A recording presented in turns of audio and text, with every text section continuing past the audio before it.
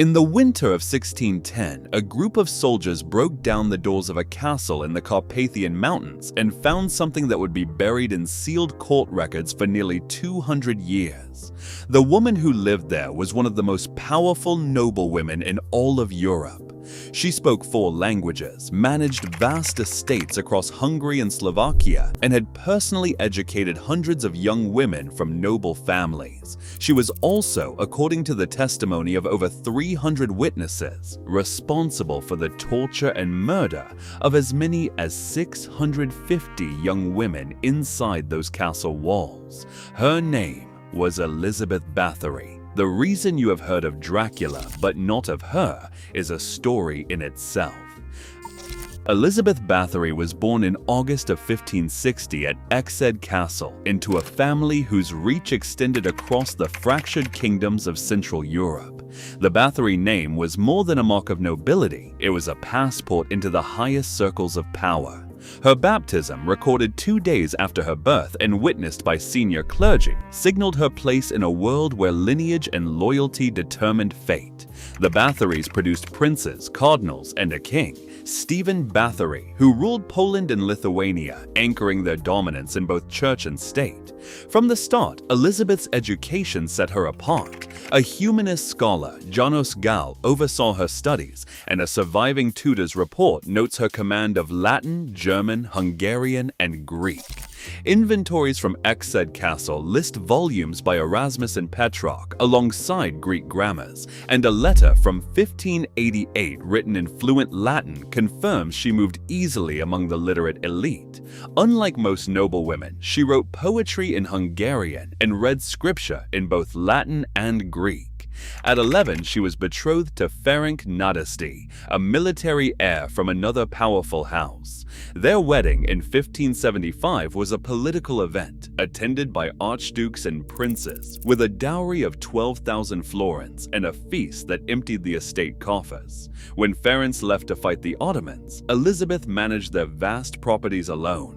Account books from Countess Castle show her collecting taxes, settling legal disputes, and signing petitions in her own hand. By her early 30s, she was steward of an empire spanning tens of thousands of hectares, wielding authority as both a landowner and a legal guardian.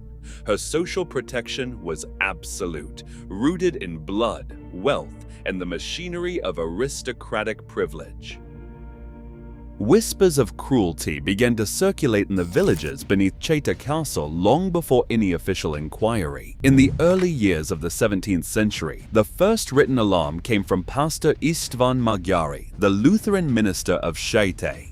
Magyari's letters, preserved in the Transylvanian archives, describe a climate of fear among the peasantry and a pattern of disappearances among servant girls sent to the Countess's household. His appeals to both the Transylvanian governor and the Habsburg court warned of unnatural cruelties and begged for intervention, but the responses were muted. The Bathory name still shielded the estate from scrutiny. Within the castle walls, Ferenc Nadasdy's authority lingered even as illness overtook him. Known as the Black Knight of Hungary, Ferenc had a reputation for military brutality, but the surviving records do not show him as a restraining presence. He died in January 1604, leaving Elizabeth a widow at the height of her power. The death record, entered in the parish ledger, notes a simple burial with no mention of scandal or suspicion. The first petitions from villagers and lower clergy, including Magyaris, were met with silence or deflection by local officials. The Countess's legal immunity, reinforced by her rank and alliances, rendered these early warnings almost invisible. It would take years and the loss of noble protection before the complaints would breach the walls of privilege. The unease in the villages deepened, but the machinery of aristocratic justice remained still. Countess Castle was more than a fortress, it was a machine built for privacy and control. Its walls, nearly 2 meters thick in places, muffled sound and blocked the gaze of outsiders. The main entrance, watched by armed retainers, funneled all visitors through a single gatehouse. Above the gate, a narrow gallery overlooked the courtyard, allowing staff to monitor every arrival and departure. Inside, the so-called servant school operated under the guise of a noble finishing academy. Trial depositions describe a clerk recording the names of girls brought by their families, contracts signed for 3-year apprenticeships, and a payroll ledger listing monthly stipends of 5 florins. Recruitment letters, preserved in the trial records, promised instruction in languages and household arts, an offer that drew daughters from noble and peasant homes across the region. Parish registers from Eger and Komarom counties confirm a steady transfer of young women into the Countess's household, with their names vanishing from local rolls shortly after. The castle's lower levels held the dungeon, a windowless corridor lined with narrow cells, each barely large enough for a person to stand. Surviving architectural surveys measure these chambers at less than 4 feet wide, with iron rings set into the walls. Witnesses later described doors sealed from the outside, and a single stairwell leading down from the kitchen hidden behind a false wall. The isolation of these spaces made detection nearly impossible. For years, the castle's design and the bureaucracy of recruitment shielded the crimes within, turning Countess into a place where disappearance was routine and silence was enforced by stone. In 1609, the silence that had shielded Countess Castle finally broke, not from the villagers, but from the ranks of the lower nobility. Petitions began to circulate among the minor gentry of Ava, Trenčín, Lipto, and Nitra counties, each sheet bearing the wax seals and signatures of families whose daughters had vanished behind the castle walls. These documents, bundled as Supplicaciones 1609 in the Hungarian National Archives, detailed forced recruitment, disappearances, and accounts of torture. The language was precise, the accusations direct. Young women sent for service or instruction did not return, and those who escaped told of mutilation and secret burials. The signatories were not peasants but landholders, men with just enough power to be heard in Vienna, yet not enough to be immune themselves. As the petitions reached Palatine Gheorghe Thurzo, the king's chief judicial officer, the political equation changed. King Matthias II was already burdened by a royal debt to the Bathory Nadasti estates. Records from the Viennese Hofkammer list more than $100,000 owed, so he could not risk open scandal. The financial ties between Crown and Countess had protected Elizabeth for years, but now the complaints came from those whose loyalty the monarchy could not afford to lose. The petitions forced Thurzo's hand. What had been contained as a private matter of discipline and reputation became a problem for the state. The machinery of Habsburg authority stirred, not out of moral outrage, but because the risk to royal solvency and political stability had become too great to ignore.